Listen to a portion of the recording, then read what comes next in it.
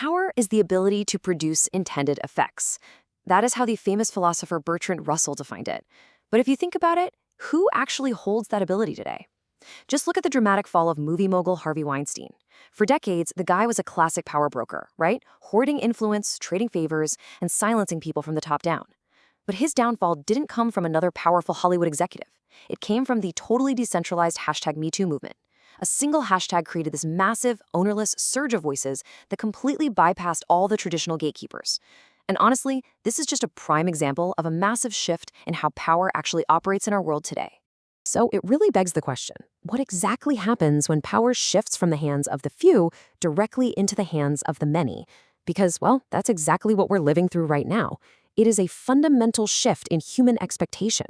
Thanks to ubiquitous connectivity, we don't just want to sit back and consume information anymore. We expect to participate. We expect to upload our thoughts and actually shape the world around us. Hey everyone, and welcome to this explainer. I am so incredibly excited you're here today because we are unpacking the concepts from the book New Power by Jeremy Heimans and Henry Timms. We're going to dive deep into the invisible forces that are literally reshaping our society, our businesses, and our daily lives right now. And most importantly, we're going to learn exactly how you can harness them for yourself. Here is our roadmap for today. 1. Currency versus current. 2. Tetris versus Minecraft. 3. The new power compass. 4. The ACE framework. And finally, 5. Your next move. Okay, let's jump right into section 1. Currency versus current. Let's redefine power. So there are two massive forces battling for dominance right now. First, you have old power. It basically works like a currency. It's hoarded, it's carefully guarded in a vault, and it flows strictly from the top down. It basically asks you to just passively download and consume. But new power, that works like a current. Think about a platform like Patients Like Me. You've got 500,000 patients completely bypassing out-of-touch medical bureaucracies to crowdsource their own treatments and share data peer-to-peer. They aren't waiting around for a doctor's permission. They are uploading their own experiences and generating this incredibly powerful new current of medical knowledge. Moving on to section 2, the mindset clash. Tetris versus Minecraft. This whole power shift goes way beyond just, downloading a new app. It's a complete clash of mindsets. Think of the old world like the game of Tetris.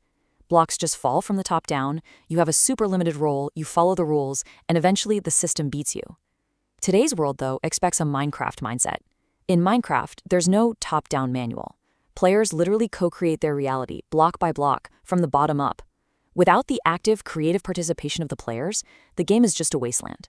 Now, check out this collision of values. On one side, you have traditional stuff, exclusive expertise, confidentiality, formal governance. On the other side, maker culture, radical transparency, crowd wisdom. We actually saw this exact clash happen inside NASA. NASA leadership tried to open up some complex space problems to the public, and a bunch of traditional scientists totally revolted. They felt their hard-won expertise was being threatened. But the folks with new power values, they fully embraced it. And get this, a semi-retired engineer from New Hampshire ended up solving a super complex solar storm forecasting problem in just a fraction of the time it took the internal experts. Pretty wild, right? All right, section 3, the new power compass. Let's map out the landscape. So, how do modern organizations navigate these two wildly different forces without just falling apart? Well, this compass brilliantly maps it out on 2 axes. The vertical axis is all about the structural model, like is it designed for mass participation or just top-down compliance? And the horizontal axis looks at the actual underlying values. Does the organization really believe in transparency and collaboration, or is it secretly holding on to old power beliefs? When we break that down, we get 4 distinct quadrants. Bottom left, we have castles, like Apple. They control absolutely everything from the top down and keep super tight secrets. It's a highly successful old power model. Then on the bottom right are cheerleaders like Patagonia. They use an old power manufacturing model, but they really embrace new power values like transparency. Up top left are the co-opters. Think Uber or Facebook. They totally rely on a new power model, these massive peer networks, but they still hoard the wealth and the algorithms using old power tactics. And finally, top right, you have crowds like Wikipedia or Black Lives Matter. These represent pure new power, totally decentralized models driven by highly collaborative, transparent values. Section 4, the ACE framework. Making ideas spread. Let's transition from theory to actual application. In the old days, you'd spend months coming up with the perfect slogan, like just do it, and then you just blast it over television networks for passive download. Well, that era of the craft and blast soundbite is completely over. Today, you want to create a meme drop. A meme drop is basically a blueprint for an idea that is designed specifically to be picked up, remixed, and altered by the crowd. But how do you actually do that? How do you cut through the absolute noise of everyone shouting on the internet all at once? Well, we have to look past simply making an idea memorable or sticky. We have to actually engineer it for maximum sideways spread. And that is where the ACE framework comes in.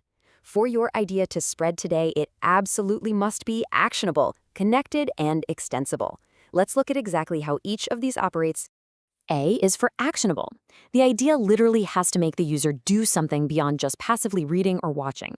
Take BuzzFeed, for example. Their whole strategy isn't just about creating fun content.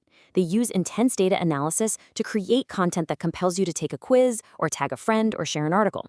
The action is baked right into the idea itself. C is for connected. Ideas spread most powerfully sideways, directly among peers. Facebook proved this in a massive experiment during the 2010 US elections. They found that giving users standard information on where to vote did almost nothing for turnout. But when they showed a user the profile pictures of their specific friends who had already voted, boom, that drove a massive, measurable spike in real-world voting. We care deeply about what our connected peers are doing. And E is for extensible. This means your idea cannot be some pristine, untouchable corporate asset. It has to invite the crowd to alter it. When the 92nd Street Y launched #GivingTuesday, they didn't send out a bunch of lawyers when other groups copied it. Instead, they gladly sat back and watched independent communities completely transform it into #GivingShoesDay or #GivingZooDay. Letting go of control actually made the whole movement infinitely stronger. Section 5. The ultimate example. The Ice Bucket Challenge. When all three elements of ACE combine, the results can be literally world-changing. The Ice Bucket Challenge executed this flawlessly. It was actionable. It compelled you to physically pour freezing water on your head and film it. It was connected. You had to call out and nominate 3 of your peers. And it was extensible. Everyone from Patrick Stewart drinking whiskey to a 102-year-old British great-grandfather in his boxer shorts put their own unique spin on it. The whole thing just completely snowballed. And what was the result of all that? This massive, totally ownerless surge of new power raised a staggering $115 million for the ALS Association in a single summer. Nobody planned it, nobody controlled it, but it absolutely proved the raw, undeniable impact of a successfully executed meme drop. And that leads us to our final section, the future of power. Whether you're working philanthropy, building a business, or trying to shape global culture, the future belongs to those who understand this kind of mobilization. We have to fundamentally rethink our relationship with influence. Remember, new power is just like electricity. It's most forceful when it's allowed to surge.